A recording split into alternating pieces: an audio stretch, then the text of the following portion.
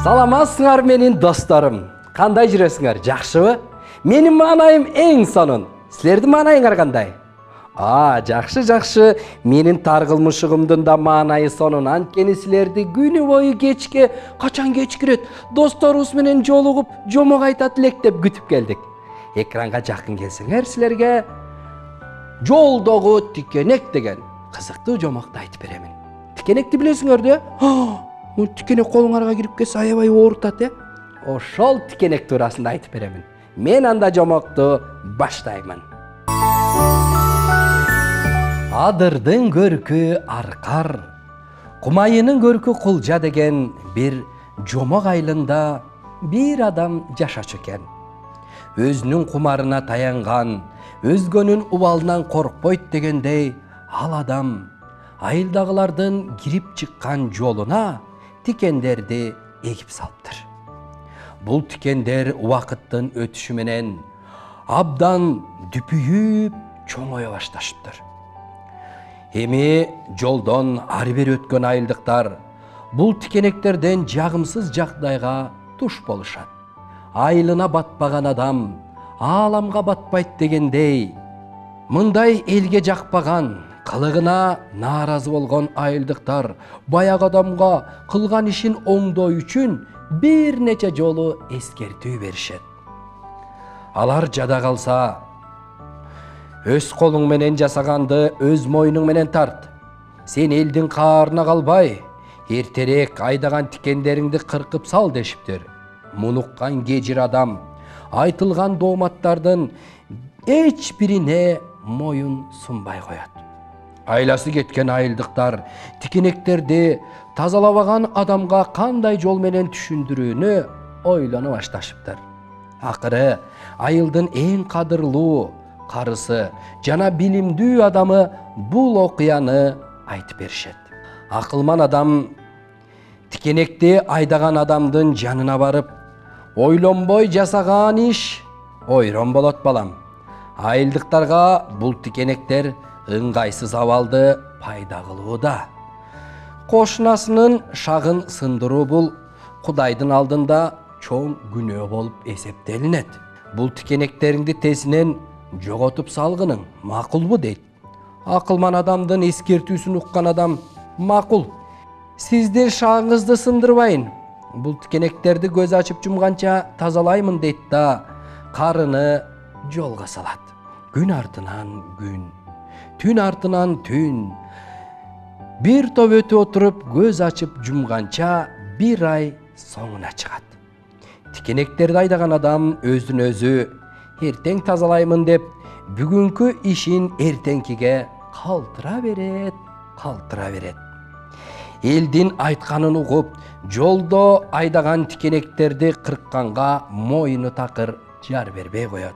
Тикенектер болсо күн өткөн сайын чоңоюп, катуу болуп дүпүйүп өсө баштайт.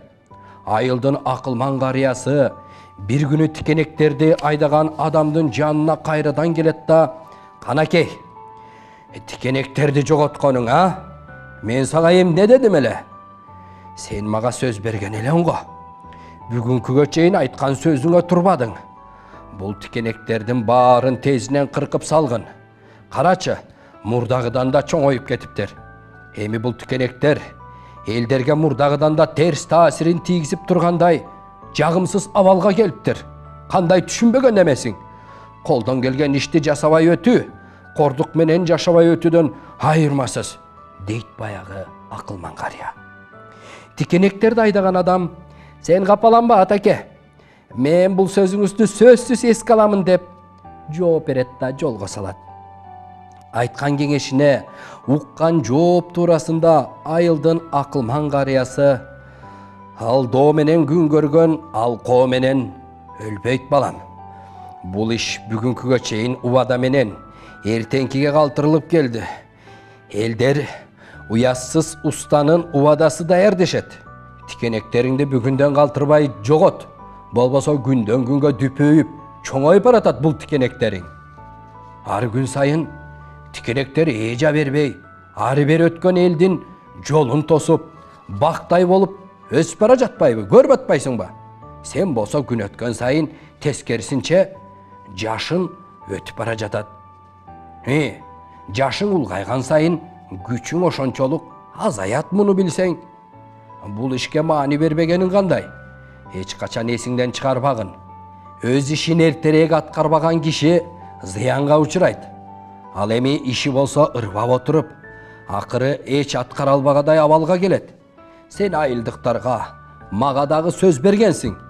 Эркек киши айткан сөзүнө турушу керек дейт. Акылман адамдын бул сөздөрүн уккандан кийин тикенектерди айдаган киши абдан таасирленет. Адамча жашаш үчүн ишти да адамдай жасаш керек тура деген ойдо жасаган ишине бушайман болуп, өз колу менен тиккен тикенектердин баарын бир-бирден ошол эле күнү кечке чейин кыркып, жолду тазалаган экен. Мынакей балдар, башкаларга берген убаданы ошентип сөзсүз аткарыш керек. Ал эми бирөөгө кара санатайлык кылып, бирөөнүн жашоосуна терс таасир тийгизип, же бирөөнүн жолун тосуп, же ийгилигин көрө албай жашаган киши эч качан оңбойт. Ошондуктан ушул бүгүнкү жомоктогу каармандай болуп, ар кимдин назарына калып, ар кимдин жинине тийбегиле достор. Көрдүңөрбү? Айылдыктардын өткөн жолуна тикенек айдап коюп, аягы кандай таасирленди. Ушундай жаман адаттар болсо ташташ керек. Эгерде бирөөлөрдөн жаман адат көрүп же байкап калсаңар, сөзсүз өз оюңарды айтып, туурасы мындай болот, сен туура эмес кылып атасың деп кеп кеңешиңерди берип жүргүлө достор. Мына ошентип бүгүнкү тикенек туурасындагы жомогум соңуна чыкты. Тикенек ошентип адамга ар дайым терс таасирин тийгизет, жолду тосот, адамдардын колуна, бутуна, денесине сайылат.